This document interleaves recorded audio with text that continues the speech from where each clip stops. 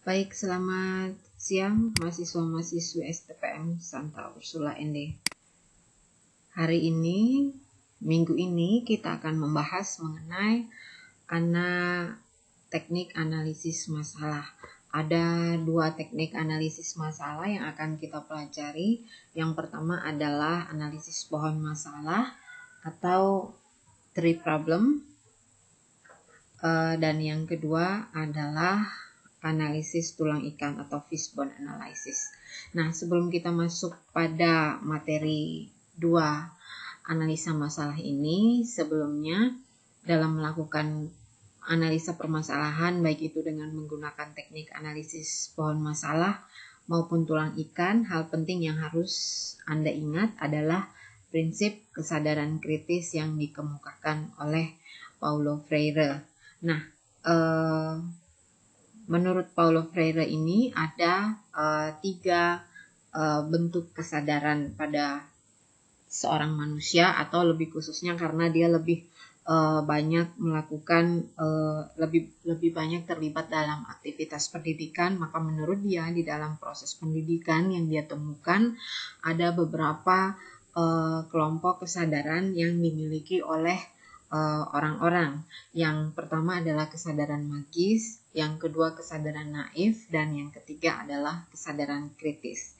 Nah, untuk kesadaran magis ini Anda bisa baca di sini ada beberapa unsur mengenai kesadaran magis ini. Misalnya, masyarakat miskin tidak mampu melihat kaitan antara kemiskinan mereka dengan sistem politik dan kebudayaan yang ada. Jadi kalau dalam hal ini bicara soal masyarakat miskin, konsep kesadaran kritis ini perlu Anda ketahui untuk terus-menerus melihat dan menyadari di mana posisi kesadaran Anda dalam melakukan analisis. Jadi secara kasarnya, ketika Anda melihat satu permasalahan dan Anda belum mampu melihat kaitan antara permasalahan tersebut dengan sistem yang lebih besar, sistem politik, sistem budaya, dan sistem ekonomi yang membuat masalah itu terjadi, maka Anda masih berada pada level kesadaran magis. Nah, ketika Anda kemudian melihat permasalahan ini, suatu permasalahan melulu disebabkan oleh aspek manusia sebagai akar penyebab, misalnya manusia tersebut yang malas berusaha, manusia itu semua orang punya kesempatan yang sama, tetapi dia tidak bisa keluar dari kemiskinan itu karena dia tidak mau berusaha. Nah, pendapat-pendapat seperti ini ada di dalam kategori kesadaran naif. Nah, yang diusung oleh Paulo Freire dan pemikir pendidikan kritis adalah bahwa supaya kita semua masyarakat dunia ini berada pada kesadaran kritis. Kesadaran kritis artinya pada akhirnya ketika seseorang tersebut mampu merefleksikan kondisi yang ada, melihat hubungan sebab akibat, melihat struktur-struktur yang ada di lingkungan, baik itu struktur sosial, ekonomi, politik, dan lain-lainnya yang menyebabkan misalnya seseorang itu miskin. Dia boleh berusaha setengah mati, jatuh bangun untuk mengeluarkan diri dari kemiskinan, tetapi kalau sistem yang ada, misalnya sistem tempat dia bekerja tidak memberikan gaji yang mencukupi, tidak memberikan ruang yang luas untuk dia berkreasi, maka dia tidak akan berkembang. Nah, inilah yang dilihat oleh Paulo Freire dan kawan-kawannya ini. Dia melihat bahwa yang terbaik adalah ketika seseorang itu berada pada kesadaran kritis. Artinya dia boleh ditindas, dia boleh mengalami kemalangan apapun, tetapi seseorang itu harus menyadari sistem yang mampu melihat dan mampu menganalisis sistem yang menyebabkan hal itu terjadi. Karena bagaimanapun seseorang berusaha, menurut mereka kalau sistemnya tidak memperbolehkan dan tidak mengizinkan seseorang untuk berubah, maka perubahan itu tidak akan terjadi. Jadi perubahan itu harus dimulai dari perombakan sistem. Perubahan sistem ataupun perlawanan terhadap sistem yang menindas. Nah, inilah konsep yang harus Anda ketahui sebelum melakukan analisis masalah. Nah, sekarang kita masuk pada analisis yang pertama, yaitu analisis pohon masalah. Tujuannya adalah untuk mengidentifikasi masalah utama dan hubungan sebab akibat utama. Output atau keluaran dari analisis ini adalah pohon permasalahan dengan gambaran yang jelas tentang apa masalahnya, apa penyebabnya, dan apa akibatnya. Jadi kalau Anda membayangkan sebuah pohon seperti pada gambar ini, di bagian akar ini, nanti Anda akan menuliskan apa saja penyebab dari masalah yang ada di bagian batang ini, masalah utama. Lalu nanti di bagian cabang ini adalah konsekuensi atau akibat dari permasalahan tersebut. Nah, ini adalah contoh analisa pohon masalah yang dilakukan. Misalnya kita menganalisa masalah utama terkait seringnya kejadian kecelakaan bis. Tahapan-tahapannya adalah yang pertama rumuskan permasalahannya. Permasalahan harus jelas dan padat. Semua hal yang berhubungan dengan masalah dan relevan serta objektif. Nah, ini contohnya. Sudah dirumuskan, masalahnya adalah seringnya kejadian kecelakaan bus. Lalu kemudian langkah berikutnya, tentukan penyebab terdekat dan tuliskan di bawah permasalahan. Nah, di bawah permasalahan ini penyebab terdekatnya ada misalnya kondisi bis yang memprihatinkan. Nah, bila terdapat lebih dari satu penyebab, tempatkan penyebab tersebut sejajar dengan penyebab sebelumnya. Misalnya ini ada 3 penyebab terdekat yang sejajar, kondisi bis yang memprihatinkan, kondisi jalan yang jelek, dan cara mengemudi supir yang berbahaya. Lalu kemudian selidiki lagi penyebab lanjutan yang menjadi penyebab level 1 di atas. Misalnya kondisi jalan yang jelek ini penyebabnya apa lagi? Kurangnya pemeliharaan jalan. Lalu kondisi bis yang memprihatinkan ini penyebabnya apa? Bis sudah tua. Lalu kemudian setelah begitu seterusnya sampai Anda menemukan akar dari penyebab masalah seringnya kejadian kecelakaan bus. Sementara yang di atas ini adalah akibat-akibatnya. Ini akibat-akibatnya saja, akibatnya penumpang meninggal atau terluka, penumpang jadi terlambat, kerugian ekonomi pada penumpang. Kalau yang ini penumpang meninggal atau terluka, kemudian terjadi kenaikan harga pada layanan kesehatan. Nah,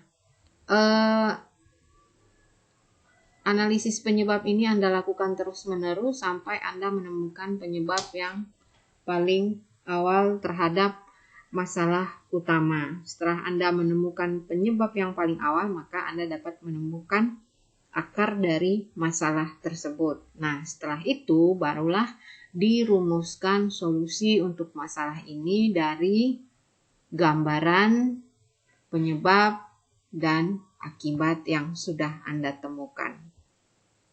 Nah, ini dia masih contoh yang sama, jadi Anda bisa lihat, bayangkan bahwa di bagian akar ini adalah penyebabnya nanti Anda telusuri sampai dapat penyebab utamanya apa, lalu kemudian batangnya ini masalahnya, masalah utama yang harus Anda rumuskan dengan jelas dan objektif. Lalu bagian atas ini adalah konsekuensi, akibat-akibat yang bisa Anda lihat. Nah, berikutnya kita akan membahas mengenai analisis tulang ikan atau fishbone. Analisis tulang ikan ini bentuknya seperti tulang ikan ya, makanya dia disebut sebagai analisis tulang ikan, yang juga dikenal dengan fishbone diagram. Ini adalah salah satu metode untuk menganalisa penyebab dari sebuah masalah atau kondisi. Nah, diagram ini sering juga disebut sebagai diagram sebab akibat atau cause effect diagram. Penemunya adalah Profesor Kaoru Ishikawa, seorang ilmuwan Jepang yang juga alumni Teknik Kimia Universitas Tokyo pada tahun 1943. Sudah lama ya, sebelum Indonesia merdeka, alat analisis ini sudah ditemukan. Nah, karena penemunya adalah Ishikawa, ini diagram ini juga disebut dengan diagram Ishikawa. Fungsi dasarnya adalah untuk mengidentifikasi dan mengorganisasi penyebab-penyebab masalah, memisahkannya dari akar penyebabnya, untuk kemudian membantu kita menemukan ide-ide atau solusi dari sebuah masalah. Nah, perbedaannya dengan pohon masalah tadi adalah bahwa di dalam analisis tulang ikan ini, seperti dikatakan di sini, bahwa penyebab masalah ini sudah diorganisasi dan diidentifikasi. Misalnya penyebab dari sisi manusianya, atau penyebab dari sisi metode yang digunakan, atau penyebab dari sisi alat pengukuran, lingkungan, material, ataupun mesin. Jadi dia sudah mulai mengkelompokkan penyebabnya pada beberapa organisasi. Nah, kita coba lihat di sini, misalnya kondisi gizi buruk pada anak. Apa saja faktor utama masalahnya? Yang pertama tahapannya tetap pertama kita identifikasi masalah dulu, masalahnya apa?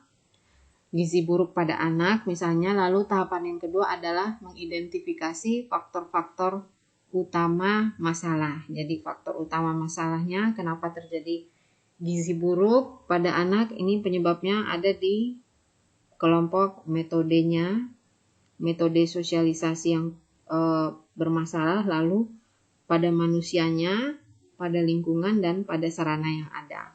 Nah, setelah kita identifikasi faktor utama masalah, kemudian kita coba temukan kemungkinan penyebab dari setiap faktor. Misalnya, kita mulai.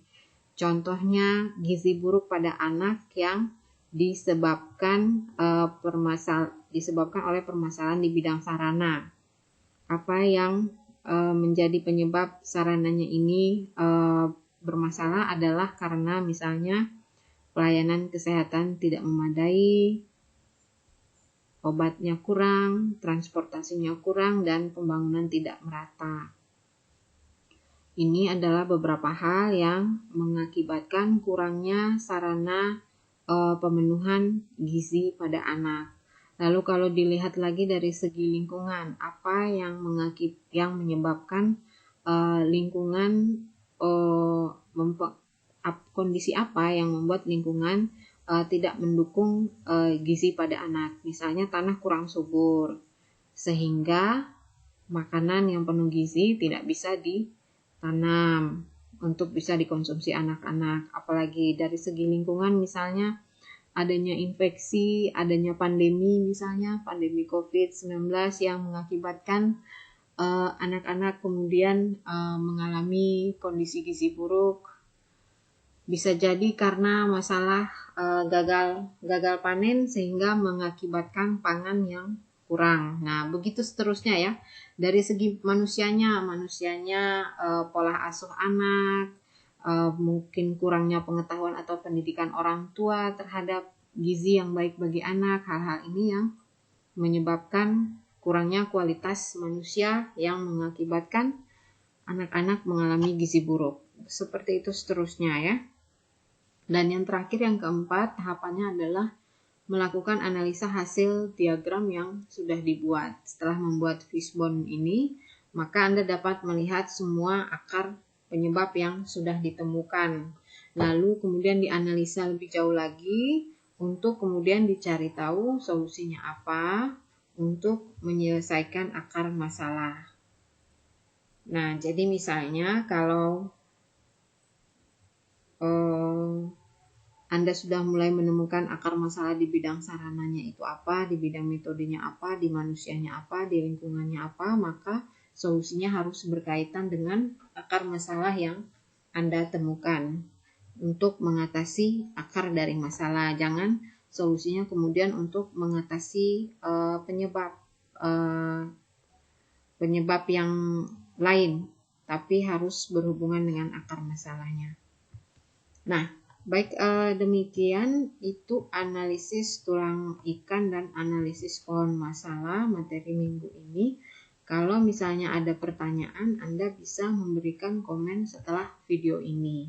Lalu untuk kuliah minggu depan, itu saya ingin memberikan tantangan kepada teman-teman siapa yang bisa, untuk semua kelas yang kuliah Anpemsos dengan saya, siapa yang bisa memfasilitasi Zoom meeting, dia menjadi host sekaligus moderator untuk semua peserta kelas Anpemsos yang saya dampingi. Kuliahnya minggu depan hari Rabu pagi ya. Rabu pagi jam 7.30 karena biasanya di sini sering ada kegiatan yang mendadak, jadi kita pagi-pagi 7.30 sampai 9.30. Rabu depan, Senin, Selasa. Kuliah kita hari Senin saja ya, karena tunggu tanggal 10 ada yudisium dan misa. Tanggal 12 saja. Kamis ya, Kamis depan. Jam 7.30. Siapa yang bersedia menjadi host sekaligus moderator? Untuk materi kita sudah selesai. Minggu depan kita akan full diskusi mengenai misalnya kalau masih ada yang perlu kita diskusikan, karena beberapa minggu setelah minggu ke depan itu kita akan mulai masuk pada praktek, termasuk minggu depan saat Zoom meeting itu juga kita harus membicarakan mengenai tema-tema apa yang akan kita jadikan sebagai contoh kasus. Jadi praktek kita bisa berbentuk studi kasus, temanya nanti kita tentukan bersama di Zoom meeting atau Zoom lecturing, sekaligus nanti kita akan pembagian orang-orang siapa-siapa saja yang mengerjakan tema apa dengan metode apa. Ingat ada banyak metode yang sudah kita pelajari, nah sekarang kita mau mencoba melakukan studi kasus dengan semua metode yang ada. Baik, yang mau menerima tantangan juga boleh komen setelah video ini ya. Tantangan untuk Zoom meeting.